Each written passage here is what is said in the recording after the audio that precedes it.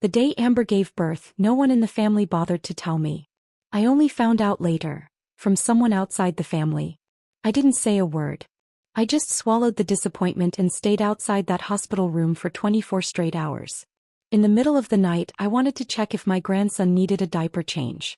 Amber looked at me with disgust and asked if I'd even washed my hands. My husband and son stood by, silent as if they hadn't seen or heard a thing. Instead, they told me to take good care of her. Fine. If none of them saw me as worth a shred of respect, then I had nothing left to hold on to. The next morning, I packed my bags and booked a trip. You're going on a trip right after Amber gave birth? Who's supposed to take care of her and the baby? Have you completely lost your mind? Mom, what were you thinking? Amber's still recovering and this is when she needs you most. She's going to hate you for the rest of her life. I looked at Frank and Jason, both glaring at me like I'd committed some unforgivable crime. All I felt was a deep, aching emptiness.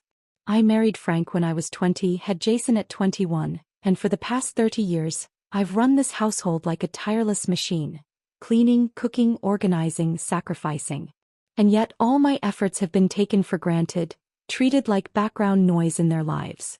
I turned to Jason and asked, aside from being the one who cooks your meals and scrubs your laundry like a live-in maid, have you ever once acknowledged me as your mother to anyone? I tried to change your baby's diaper, and Amber made me put on disposable gloves first. Do you really think I'm that filthy?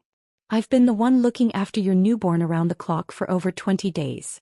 Has anyone in this house ever asked if I'm tired? And the moment I leave for one single day, you hire 2 full-time nannies to help Cynthia take care of the baby? Cynthia spent barely a day here and you're already worried about her being exhausted? Jason avoided my gaze, his voice weak and defensive. Mom, can you not be so sensitive? Amber's already unhappy with you. Everyone knows postpartum care is the priority here. I'm your only son. Aren't you afraid I might stop taking care of you in the future? What a joke. So this was my son, the boy I raised with everything I had. Married less than 6 months and he's already thinking about cutting me off. I let out a laugh. Then just take care of Cynthia when she's getting old and leave me alone. I'll just check myself into a nursing home. Jason, frustrated that I wasn't backing down, turned to Frank and snapped, Dad, say something. Cynthia's been taking care of Amber every day and she's exhausted. Frank's face darkened. Helen, what do you want from us? Are you trying to tear this whole family apart? Oh, come on, I said, my voice calm but cutting. That's a bit dramatic, don't you think? Tell me, who even told me Amber was in labor? Who asked me when you booked a $15,000 postpartum suite? I'm your wife. I'm your mother. I pointed at both of them, my voice trembling with rage. But to either of you, have I ever really been seen as a living person? The day Amber gave birth, I heard it from someone else, not from you. And still I didn't complain. I even stayed up late making soup to bring to her. But your wife said I was nothing more than the housemaid. Said I was filthy. Then she poured the soup I made straight into the trash. When she humiliated me like that, both of you just stood there like statues. Not one word from either of you. Jason snapped, clearly irritated. Mom, can you stop dragging up the past already? Amber just had a baby. Her emotions are unstable. If I criticize her over something like that and it affects her milk supply, then what? The bitterness in my heart deepened. All I'd done was speak honestly about how I felt.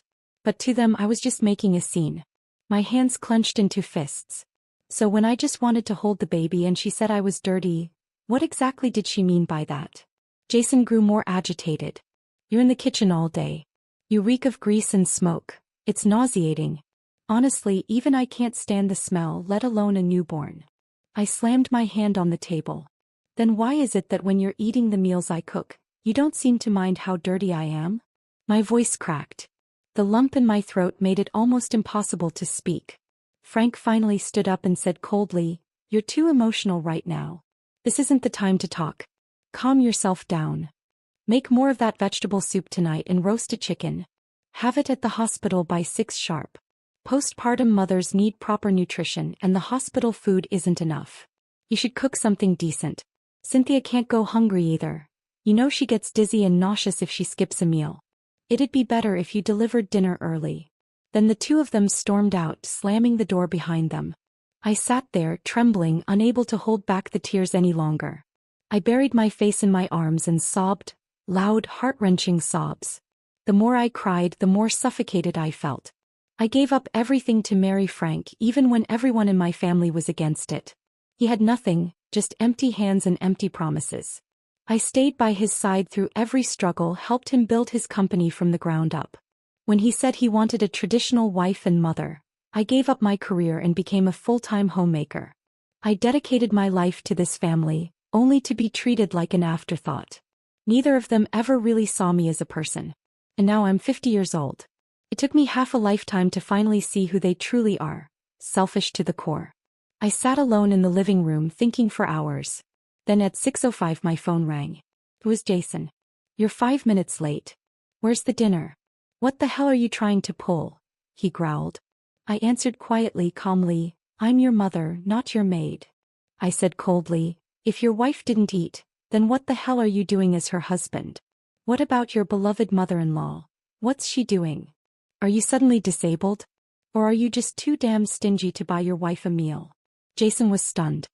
He'd never heard me speak to him like that in his entire life. After a beat he snapped out of it and shouted, "You're insane. You've completely lost it. I'll have Dad talk to you." But I hung up before he could finish. Then I blocked both of their numbers. I booked a flight, 5 days from now. Then I walked into the bedroom and started packing my bags. I'd barely folded a couple of shirts when Frank's driver showed up at the door. "Ma'am, there you are," he said, surprised. "Mr. Dawson's been calling you nonstop and thought something had happened. He asked me to come check on you." Right in front of me he called Frank again and handed me the phone. I didn't want to make things difficult for him, so I took the call. The voice on the other end was already brimming with irritation. "Helen, could you stop with the theatrics? It's been the whole damn afternoon.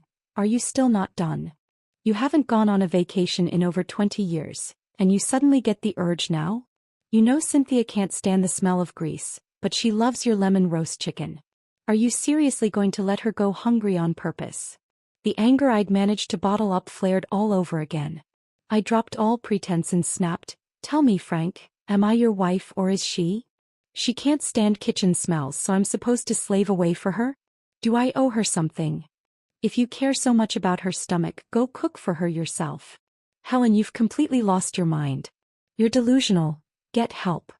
Frank slammed the phone down before I could beat him to it. I hated myself for not hanging up faster. I handed the phone back to the driver. He looked at me, clearly uneasy. "Ma'am, is everything okay?" "I'm fine," I said, forcing a smile. "But from now on I'll probably need your help a lot more. If either of those two ever call you asking where I am, tell them this. If I dropped dead today, it still wouldn't be any of their business." The driver glanced at me, stunned. He left with a confused expression, turning to look back at me 3 times before getting into his car. After all, I was the one everyone in this household had called the perfect homemaker for years. But today, I finally stopped playing that role. That evening neither Jason nor Frank came home. Normally I would have called them dozens of times, urging them to come back. But tonight I didn't make a sound. I spent the entire day basking in the sun in the garden. It was warm. Above me the stars shone brightly. Before, without them around, I couldn't sleep at night. But tonight, before 10 o'clock, I was already in a deep sleep. I woke up at 5 in the morning. After washing up, I put on my yoga gear and went out for a run. Some of the neighbors who I knew in the block looked at me surprised. They said I seemed different today. Normally, at this hour, I'd still be at home making breakfast for Frank and Jason, never stepping outside. After preparing breakfast and making sure they ate, they'd leave for work. And then I'd begin cleaning the house. Day after day, the same routine. People around here often say I'm a workaholic.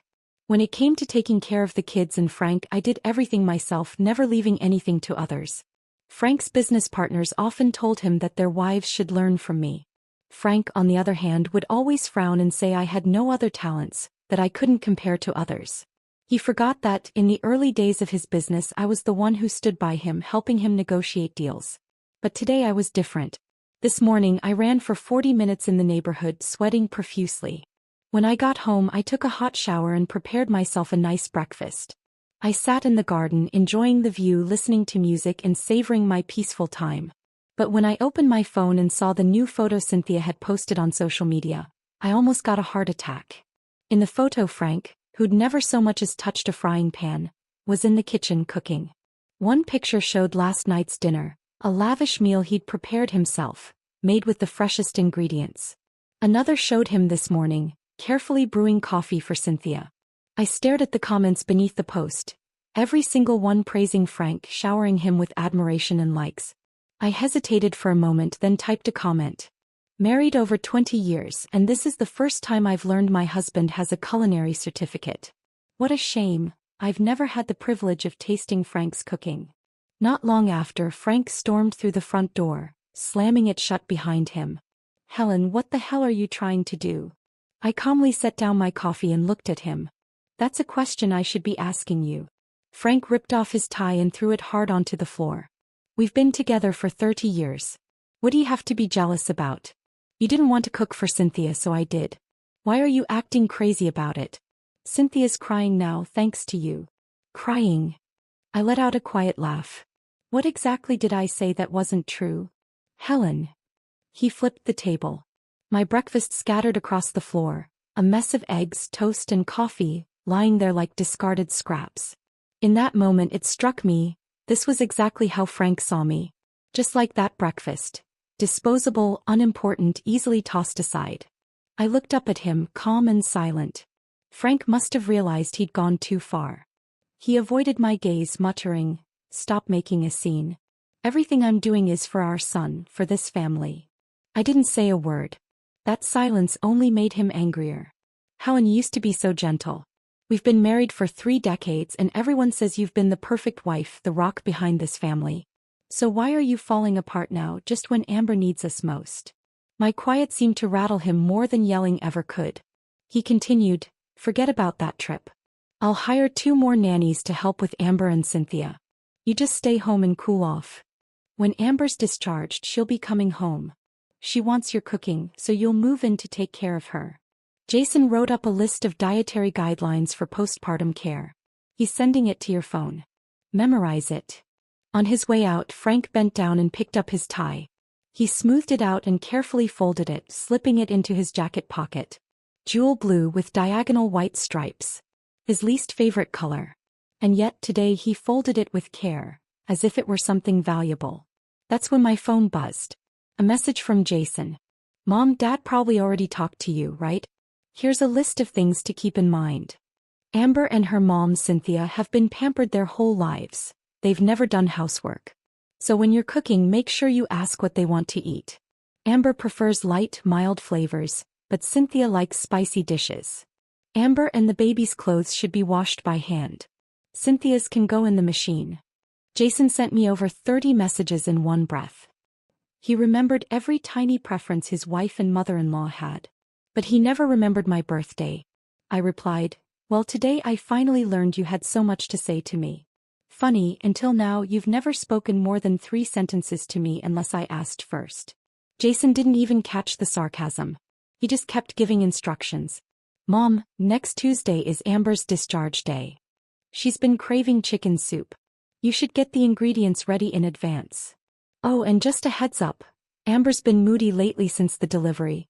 If she complains about not wanting your food again, just cook it early and leave it on the table before she sees you. If you're not around, she'll probably eat it." I let out a soft, bitter laugh. I didn't respond. Because I knew something Jason didn't. Next Tuesday was the day I'd be leaving for my trip. Frank had told me to take some time to cool off, but interestingly he never reached out again. The man who rarely ever came home on time now clocked in and out of work like a model employee. He spent every evening at Jason's house showing off his newfound culinary passion, playing the role of doting father and husband-to-be to Cynthia. Frank was terrified I'd do or say something that might upset his precious Cynthia again. So he and Jason both quietly removed me from viewing their social media updates. Every day I watched from Amber's public posts instead, scrolling through photos of their happy little family, smiling, cozy, complete. A perfect picture of joy without me. Tuesday came quicker than expected. As soon as I arrived at the airport, Frank called. "Where are you?" he asked. "I'm at the airport," I said simply. "Stay there," he ordered. "Jason's on his way to see you." I'd almost got to the security checking point when I saw Jason walking toward me, pushing my mother in a wheelchair. "Grandma," he said dramatically, Please talk some sense into my mom. Something's clearly wrong with her. She picked the worst possible time to go on vacation. Jason, your grandmother's heart condition isn't well. Why are you tormenting her like this? I quickly run through the security checking line, and couldn't help but slap Jason across the face. He stared at me in shock. I had raised him for 22 years and had never once hit him. But not for a second did I regret it. Mom. Jason stammered. I choked up. My mother waved her hand at me. Sweetheart, I know you're upset. Go wherever you want. Don't worry about us. Take your time to feel better, and if you decide to divorce, your father and I will support you. Grandma. Jason screamed. My mother struck him on the other side of his face. This slap is for your mom, she said. How could I have raised such an ungrateful brat like you? Hearing this, I felt like I had no more ties holding me back. With resolve, I walked straight toward the gates. Jason's calls echoed behind me, but I didn't respond. Under the same roof, Frank, who hadn't spoken more than 10 words to me in 10 days, sent me a long message. Helen, you said you needed space, but is this really how you're handling things? Why wasn't the house cleaned before Amber came home today? Why wasn't there any food? How could you leave for a vacation now? Why didn't you follow the instructions Jason sent you? Were my words just background noise to you? I've been working my ass off outside earning money and you can't even handle the simple stuff at home. What use are you to me? And you know my mom's been struggling with her health, needing care. You've been responsible for this for 10 years. Now you suddenly decide to drop it. Where do you expect me to find someone else to take over? Clearly not satisfied with just texting, Frank called me, unleashing his anger. I replied, didn't you always think Cynthia would be the perfect wife? Let her take care of your mom. I've been taking care of you and this family for 30 years, and you've treated me like I'm invisible. Now that your maid is gone, you're in a panic. But let me make it clear, I am not your servant. When I hung up the phone, I felt a strange calm wash over me. I knew I was about to begin my own journey, and I wasn't going to let these people disrupt my peace. There were 2 places I had always wanted to visit in my life: a coastal town in Maine and a ranch in Montana. I'd heard the Montana plains were the most beautiful just before autumn, so I booked a vacation there, wanting to relax while the weather was still warm. I hired a local private guide to take me through the ranches and small towns, giving me a taste of the Western lifestyle and local cuisine. The air was so clean it felt like it had just been washed, and the sky stretched endlessly as though it could pull your heart wide open. Every night I went to bed at 10, falling into a deep, uninterrupted sleep until 7 the next morning. I had never slept so soundly before. This slow, peaceful life was exactly what I'd longed for when I was younger. The past 30 years of my life had been consumed by the kitchen, laundry room, household duties, and endless mundane tasks. Now every day I visited 1 or 2 sightseeing spots and spent the rest of my time horseback riding and walking on the ranch. At night I sat on the grass, gazing at the stars, feeling as though I had returned to my childhood. Meanwhile, Cynthia wasn't exactly idle. She posted again on social media, subtly hinting at me. Some people really have it made: husband who loves them, a son who's dutiful, and Amber's mother-in-law just goes on vacation right after Amber gives birth. When will I ever have the freedom like Cynthia? I couldn't help myself. I commented, Cynthia, you really have a high opinion of me.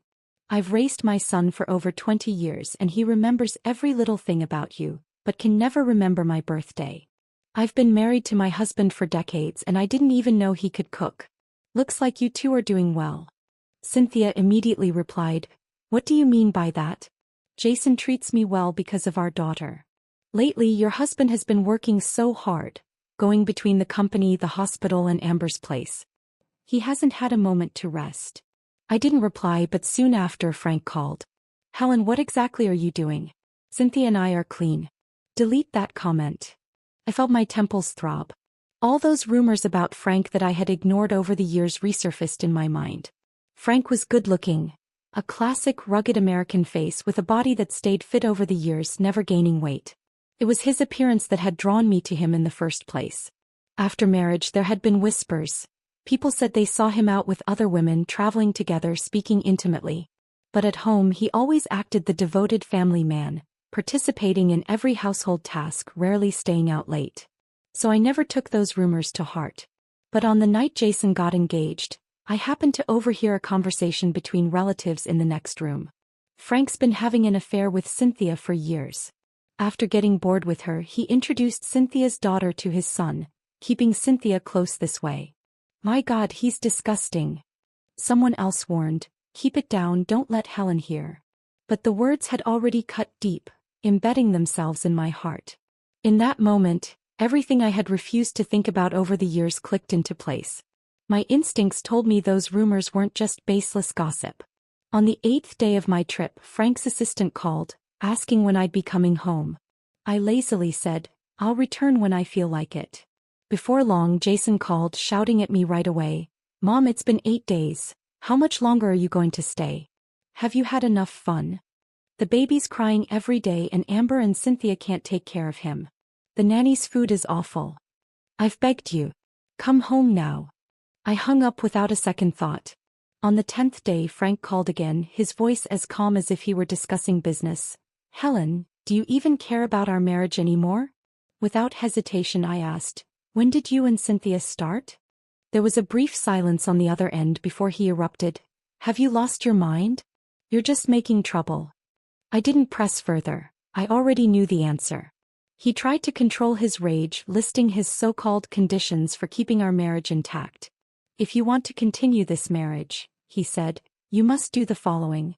First, take care of my daily needs, including meals and living arrangements with no complaints. Second, don't expect any affection from me. Unless it's a social event, stay out of my way at home unless I call for you. Third, be very careful with everything you do and say. Don't expect me to be kind and gentle. When I want something, you must act immediately. Fourth, don't do anything in front of others, especially Amber, that might damage my reputation. After he finished, he looked down at me as if he were giving me a chance. He thought I was still the same submissive housewife who wouldn't dare divorce him. He was wrong. I wasn't that woman anymore. As for me, I spent my days traveling, reconnecting with old friends, and meeting with one of the top divorce lawyers in town. On the 20th day of my trip, I received a call from Tina, Frank's sister. Helen, when are you coming back? Mom's been making a scene every day, yelling at night, refusing to eat. We're all losing our minds. They'd been taking care of her for just over 20 days and they were ready to crack. But I had cared for her for 10 years. They always felt it was my duty to care for her. After all, I didn't have anything else to do, so I might as well do something meaningful to pass the time. I responded directly, Tina, your mom is your responsibility, not mine. Doesn't your brother always say Cynthia is the perfect woman for him? Why doesn't he let her take care of your mom? To my surprise, Tina didn't argue with me. Instead, she went straight to her brother. The siblings fought fiercely over Cynthia. Later, she called me again and her tone was completely different. Helen, I'm sorry for what I said earlier. Frank's a bastard. He actually yelled at me over that woman, even threatened to hit me.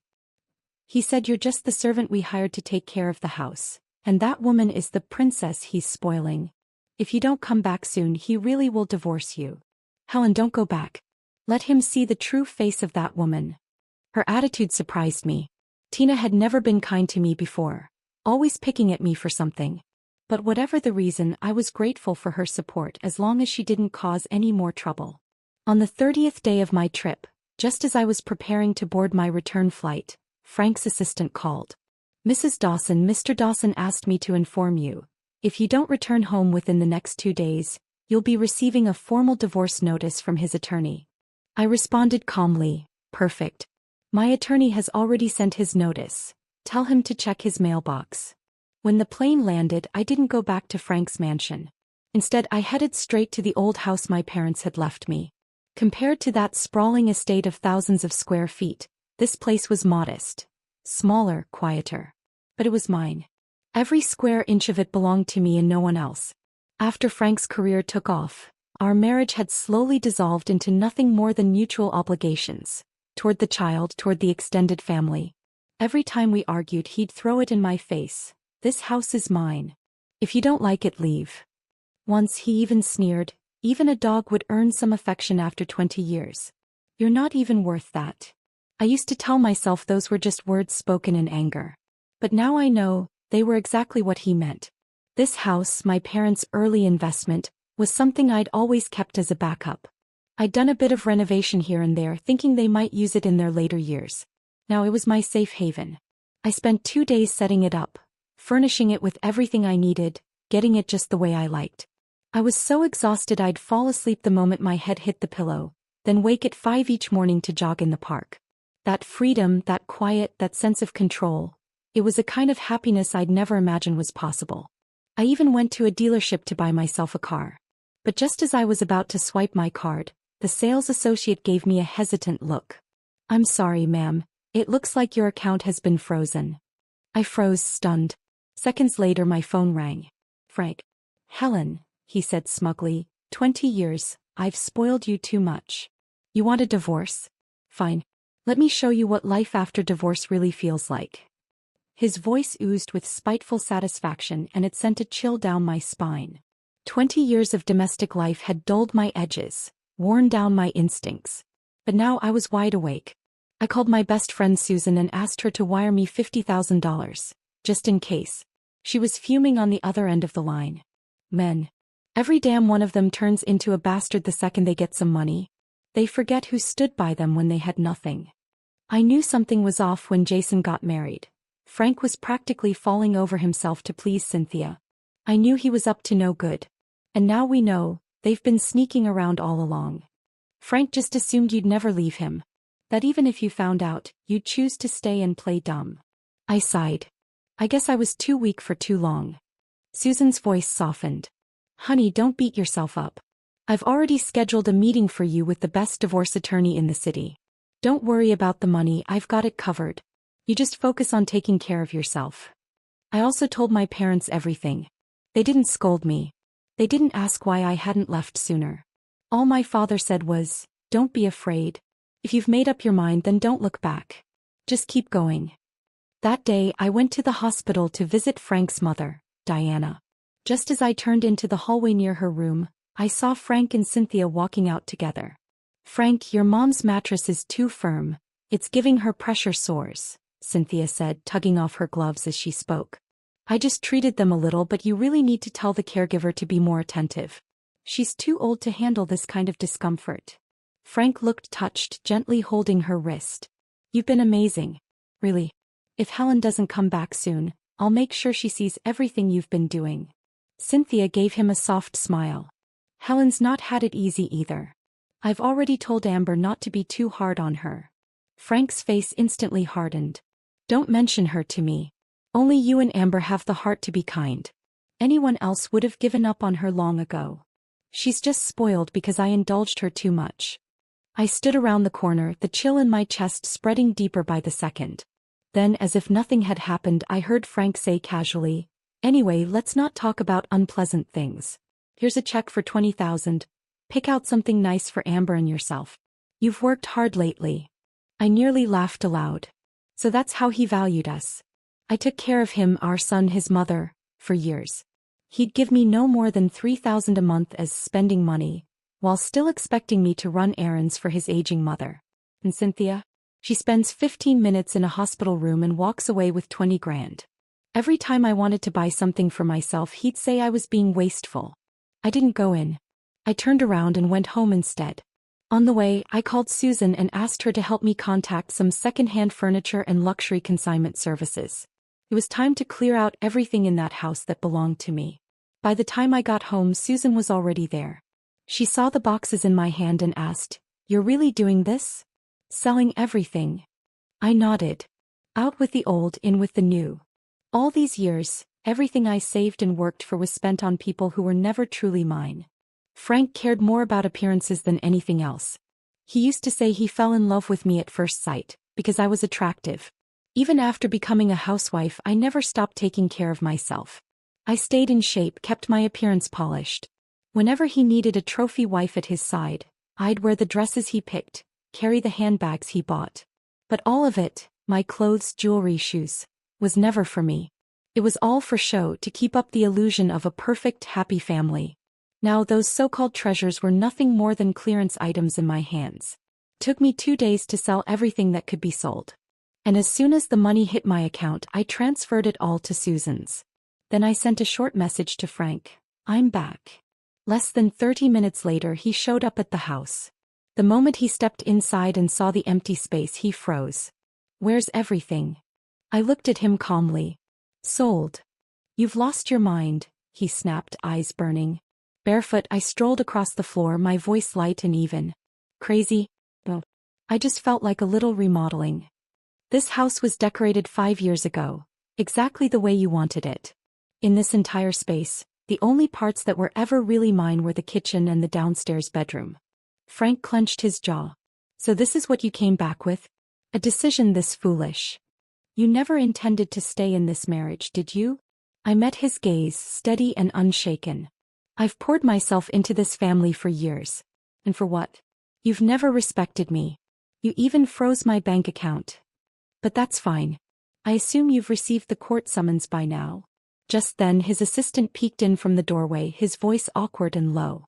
Sir, the divorce papers from the court were just delivered. Well done, Helen.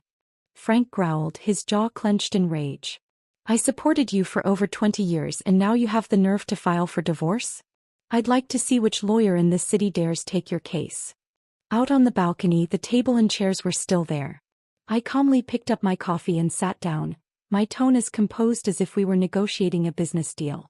Frank, I've spent over 2 decades caring for you and your son, and another 10 looking after your mother. I've managed every petty, thankless task in your household. You don't have to acknowledge any of it, but that doesn't mean my contributions amount to nothing. So this house and that $50,000 SUV under your name? They're mine. I stood by you from scratch, helped you host clients, manage social events, handle every detail of your life outside the office. You wouldn't have the success you do today without me. I deserve at least half the credit. I've already hired a professional asset evaluator. Your company's current market value is estimated at around $20 million. I don't want shares, but you'll be paying me $2.5 million in compensation. Frank's face turned a deep, furious shade. You're out of your mind. You've lost it completely. He turned and barked at his assistant, get me a psychiatrist fast. She needs a mental health evaluation. I didn't flinch. His outbursts weren't new to me, he'd been emotionally volatile for years. I used to excuse it. I don't anymore. I looked at him and asked sharply, when did you and Cynthia really start? Frank's eyes flickered, then he snapped, you're disgusting. I'm only helping Cynthia for Amber's sake. And what about your son? Don't you care about hurting Jason with this divorce? I stared at him. I don't care anymore. From now on I'd only care about myself. Frank still naively believed this was just another emotional outburst, that if he waited a few days I'd calm down and cave like I always had. But divorce has a way of revealing someone's true nature, and I had seen enough. When I heard he was spreading word about getting me a psychiatric evaluation, I knew I couldn't take any chances. I was genuinely afraid he might try to have me institutionalized just to silence me. So the next day I officially moved back into my own house and installed a full smart home surveillance system. I told my brother Mike, if you don't hear from me for 24 hours, call the police immediately. We had once been husband and wife, but now I had to think like a survivor. The court hearing was set for 2 months later. I told Frank clearly, he should accept reality and agree to my terms. That way we could part with dignity. He didn't reply. But Jason was the first to retaliate. He went straight to my mother and erupted in a tantrum. Grandma, how does she even have the nerve to come back? Amber just gave birth and she went off on vacation for a month. She didn't even come visit. And now she wants to divorce my dad? She wants to take over $2 million. Everything in that house is because of my dad's hard work. She spends his money every month and now wants part of his assets? What else does she even know how to do besides cooking and laundry? She's nothing but a glorified maid. She contributes nothing. And now she's hiding from me. Well, you can tell her I won't let her take a single dime from our family. If she crawls back home and resumes her duties, maybe I'll consider giving her a small allowance. He hadn't even finished when Mike stepped in and kicked him straight to the ground. You ungrateful little bastard. Mike roared.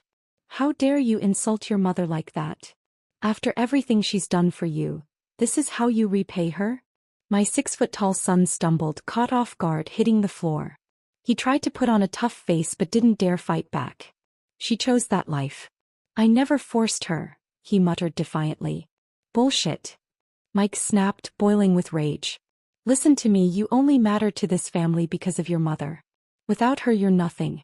Not even worth a damn. Get the hell out. Jason scrambled to his feet, face flushed and humiliated. As he reached the door he saw me standing there. His expression changed instantly, he shifted from arrogance to pitiful dramatics in seconds. Mom. Uncle hit me. He should have hit you harder. Jason stared at me, clearly confused by my words, until another slap landed across his face. This time I used every ounce of strength I had. He staggered back, stunned, clutching his cheek. Mom, you actually hit me? I looked him square in the eye, my voice cold and steady. That's what you owed me. And from this day on I'm severing all ties with you. I am no longer your mother. Jason's face contorted in fury. He pointed a trembling finger at me. Fine. You'll regret this. In his mind, my so-called regret would probably come the moment Frank agreed to divorce me. But he had no idea. I'd never feared this moment. Not for a second. Outside the courthouse, Frank stood looking at me with a conflicted expression. Helen, how did we end up like this? If you felt the allowance I gave you wasn't enough, I can increase it. If housework's too tiring, we'll hire help. You can use my driver whenever you want. I didn't respond. I just stared at him with a mocking smile. His brows tightened. Are you really that set on leaving?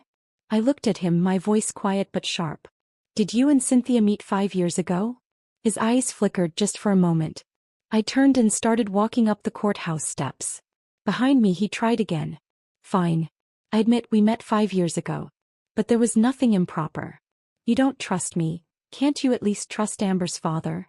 Men never tell the whole truth. And I knew exactly who held power in Cynthia's family. Her father was a mild-mannered, indecisive man. Someone who would rather pretend to be deaf than confront the truth. The divorce process was surprisingly smooth, almost suspiciously so. But I wasn't about to question a clean break.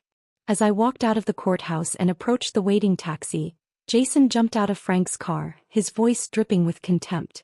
Wow, Mom. You really did it. A housewife divorcing a man like my dad? Let's see how long you last out there on your own. Shut your mouth.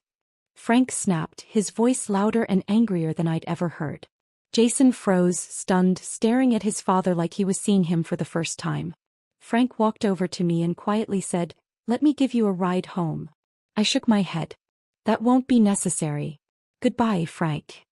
The cab pulled away slowly. In the rearview mirror I saw him still standing there watching me go. Maybe he was feeling regret. But that no longer mattered. When I got home my parents were already waiting with a hot meal ready to celebrate. It was the first time in my life I had ever celebrated a divorce. And I had never felt so light, so free. At dinner Mike suddenly grinned and said, "Helen, I have a little favor to ask." I looked at him. "Go ahead." He smiled even wider. "Can you take Mom and Dad on a trip? It's something I've wanted to do for a long time, but Rachel and I are always too busy to make it happen."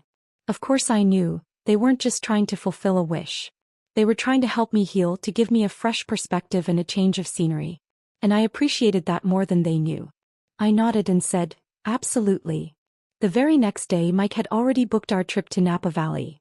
A place my parents had always dreamed of visiting but never had the chance to. Rolling vineyards, a quiet luxury resort with natural hot springs, gourmet food and wine, a slow and peaceful rhythm of life. It was all exactly what we needed. Before we left, Mike discreetly slipped a check for $20,000 into my hand. "This is for their travel expenses," he said softly. "Thank you for taking care of them during the trip. I've already arranged the hotels and transportation. You just relax and enjoy." A warmth spread through my chest. I nearly teared up. Over the years I had poured everything into my marriage, my son, and that house, often neglecting my own parents. Yet they had never once complained. Now finally I had the chance to truly give back to them, to simply enjoy life together. I only told Susan about the trip. She came to the airport to see us off in person, hugging me tightly and teasing, "When you get back we're opening that studio we talked about, and you're going to be my business partner." Napa Valley was breathtaking. Every vineyard looked like a painting. My parents were glowing with happiness, and for the first time in years, I felt truly free again.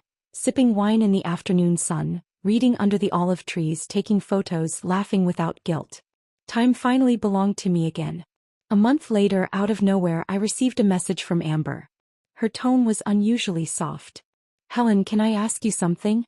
What's going on between Frank and my mom, really?" I replied coldly, "You can ask your mother. Or Frank. Just don't come asking me." She sent another message. "Jason knows he was wrong. His appetite's been awful lately. He only wants the food you used to make. But he's too proud to admit it. Would you consider coming back? For his sake?" "No," I typed back without hesitation. "I've already cut ties with him. He's no longer my son." There was a pause, then a voice message popped up. It was Jason, his voice raised, furious. "Fine. Don't come back. Nobody needs you anyway." I chuckled and set my phone down. That was the real him. A few days later my phone rang again. It was Frank's sister. The moment I answered, I heard her sobbing so hard she could barely breathe. I thought something terrible had happened, maybe their mother had passed away. But Tina called to tell me that her mother was still alive, though she and Frank were both nearly at their breaking points. Her symptoms of dementia were worsening, soiling herself, wandering aimlessly, shouting at night. It had become a constant struggle. He sent me a photo of Frank. He looked completely different, haggard and exhausted, unlike the last time I saw him. "Helen," Tina said through her tears, "my brother admits he's at fault. He asked me to apologize for him. You've always been the backbone of our family. Without you, everything would have fallen apart. Please come back. We need you." I looked out at the distant hills, my voice calm but firm. "I cared for you all for 10 years. You've only been looking after your mom for a few days and you can't handle it? Did anyone ever think about how I felt? This company was built by me and your brother. He's been giving me $3,000 a month for expenses, and yet your whole family always says he's been supporting me. When Cynthia visited your mom in the hospital, Frank gave her a check for $20,000. Do you know how much Frank has spent on other women over the years? You can ask anyone else, but don't come to me." For Frank's sake, I had never spoken about the years of suffering I'd endured. But now I realized that if I didn't speak up, no one would ever know how much I had sacrificed for this marriage.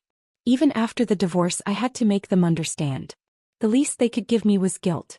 I ended the call right then. During the summer, Mike's family got some time off and decided to join us on vacation. We went hiking through the mountains, enjoying the warm sunshine and the peaceful nature around us. Meanwhile, Frank and Jason's lives had turned into utter chaos. Cynthia moved into Jason's luxury apartment, spending her days either at the spa or shopping, completely ignoring anything related to the household. Amber would ask her for help with the kids, but every time she did, Cynthia would complain about feeling unwell and refuse to help. When asked to buy anything, she'd say she didn't have the money. Jason, helpless, hired a nanny, but Cynthia always found something to complain about. She thought the nanny's salary was too high and that the nanny ate more than she did, constantly watching her like a thief. The most ridiculous thing happened when Jason's baby turned 3 months old. Cynthia, without thinking, gave the baby egg yolk. When Jason found out, he was furious. The baby had an allergic reaction and had to be hospitalized. When the doctor asked about the incident, Cynthia blamed the nanny, accusing her of not watching the child carefully enough. The nanny, livid, quit on the spot. Jason and Amber had a huge argument. Amber tried to defend her mother, but Jason had had enough. He threatened that Cynthia would never step foot in their house again. "If anything happens to the baby, I'll go after your mother." Cynthia went running to Frank, crying, but he turned around and scolded Jason. Then, incredibly, Cynthia and her husband moved into my house. Her husband, though occasionally acting like a man, at least returned home for meals and could cook. But Cynthia didn't care about the house. She ignored everything. Frank had severe stomach issues, but Cynthia, who couldn't live without spicy food, tossed his stomach medication aside like trash. Frank still tolerated it. Until one day when Frank had to go on a business trip and Tina had something else to handle, leaving her mom in Cynthia's care for 2 days. Frank's mother, who suffered from dementia and was also paralyzed, couldn't care for herself. On the first day, Cynthia called a caregiver to handle the situation when her mother-in-law had an accident in bed. She refused to clean it up herself. On the second day, Cynthia spent all her time on her phone, completely neglecting Frank's mother. The poor woman tried to get out of bed on her own, but she fell and couldn't move, screaming in pain. The incident caught the attention of the neighbors, and the social services department was notified. When Frank found out, he rushed home, but Cynthia continued to deflect blame, saying she didn't expect his mother to move suddenly. She even tried to justify herself to Frank, saying, "I've never cared for a sick person. I have no experience. I couldn't take care of her." When Frank told me about this, I didn't react. This was the first time in over 20 years that Frank had put aside his pride and came to apologize. "Helen, I really know I've made a mistake. Please forgive me. Can you come back?" At that moment, Jason, sobbing uncontrollably, said, "Mom, I'm sorry. I realize now without you this family can't run." My parents, sitting beside me, looked at me with concern, afraid that I would jump out of one fire only to fall into another. My mind was clear. "You don't want me back, you just want your maid. If I go back, give it 2 months at most and everything will return to the way it was." Frank and Jason swore they had truly changed. But I didn't waver. One was in his 20s, the other in his 50s, time to wean them off dependency. I suggested they hire a professional housekeeper. So they did. Without Cynthia's interference, the nanny took good care of my grandson. But Amber and Jason began to grow distant. The smallest disagreements would spiral into fights. Frank decided to ask Cynthia to move out. He began remodeling the house entirely based on my preferences. "Helen," he said, "I was blind before. That money I gave to Cynthia, I'm taking it back. From now on, you handle the household finances. I've already unfrozen your accounts. I wired you $1 million. Spend it however you like." So I remained unmoved. Mike nudged me on the side, half joking, half serious. "Helen, don't you dare go soft. I had already given the best 20 years of my life to that household. Whatever time I had left, I was going to make it mine. Bold, vivid, uncompromising. Marriage? Once is enough to learn your lesson." I had no intention of jumping back into that fire. My parents saw how firm I was and they were finally at ease. Our time away had been beautiful, but it was time to head home. Frank and Jason somehow found out our flight details. They showed up at the airport in suits, holding bouquets, trying to put on their best act. Jason ran up to me, teary-eyed, and hugged me tight. "Mom, I'm sorry. I really mean it this time. You did everything for me and I just took it for granted." Frank followed with a low voice. "If you've come home, then come home for real. From now on, you make the rules." I took the flowers, but I didn't go with them. Jason, confused, asked, "Mom, we've both apologized. It's been over half a year since you started this whole drama. How long do you plan to keep it going?" And just like that, there it was. The mask slipping off. That was the real him. Thankfully, I'd never placed my hopes on their apologies. I tossed the flowers into the trash and pushed my parents toward Susan's car. Mike turned to Jason. "You idiot. If you really understood what you did wrong, you wouldn't talk to your mom like that." Then he pointed at Frank. "And you, thinking she's just gonna come back to cook and clean for you again? Dream on. Don't forget, we only ever tolerated you two because of Helen." Frank and Jason didn't get their wish. Later, I heard they both lost their tempers on the ride home. And then not long after, Cynthia showed up at Jason's place. She casually helped herself to Amber's designer dresses and outfits. "You just had a baby," she said to Amber. "Your figure's not back yet. What's the point in keeping these? I'll put them to better use. Besides," she added, "Jason has money. If you want more, just buy new ones." Jason walked in while she was still bagging up Amber's things. Furious, he kicked both Amber and Cynthia out. Cynthia ran crying to Frank for help. He ignored her. Even Amber tried to talk to him, but Frank wouldn't meet with her either. Eventually, Frank got the money back. The full $500,000 he had given Cynthia. Because that's what men like him do. I scrimped and saved inside the home and he spent money on other women like water. And yet Frank thought this was some grand gesture. "Helen," he said, "I made good on my promise. I was blind before. These few months apart made me realize, only you hold this family together. Please, come home." I looked at him and replied evenly, "I gave the best years of my life to you. The rest of it, I'm investing in myself. I already made the choice to leave. That door won't reopen. You can ask me 1,000 times, the answer will never change." On New Year's Day, Susan and I officially opened our studio. That night we sat in the garden, sipping champagne, music playing softly, fireworks blooming across the city skyline. She raised her glass with a smile. "Congratulations on finding yourself again. May the rest of your life belong only to you. I clinked glasses with her, smiling in silence. Thanks to Susan's connections, the studio grew steadily and we landed our first clients quickly. Meanwhile, Jason and Amber reconciled. They reached a new agreement. Amber could visit her family, but no one else would interfere in their home again. Without my care, Frank's mother passed away just before spring. Perhaps finally she found peace. Frank was quietly remorseful. If we hadn't divorced, he said once, maybe Mom would have lived longer. He did manage to get back all the money he had given Cynthia. Amber even returned every gift that Frank had once given Cynthia's mother. As for Cynthia, there was no dramatic downfall. But she did fall seriously ill. Her family, aware now of what she had done, gradually stopped inviting her for holidays or gatherings. Her husband grew colder and more distant, slowly withdrawing what little affection remained. No scandal. No explosions. Just a slow, suffocating kind of isolation. Frank's assistant told me about all this one day while Jason stood in the backyard, holding his child, preparing dinner for me. I simply smiled. Frank still asked if I'd ever consider remarrying him. I gave him the same answer I always had, not in this lifetime. I would never again wear the chains of marriage for anyone. From now on I was simply me. Not someone's wife. Not someone's mother. Just a woman who had finally come home to herself, and could breathe freely at last.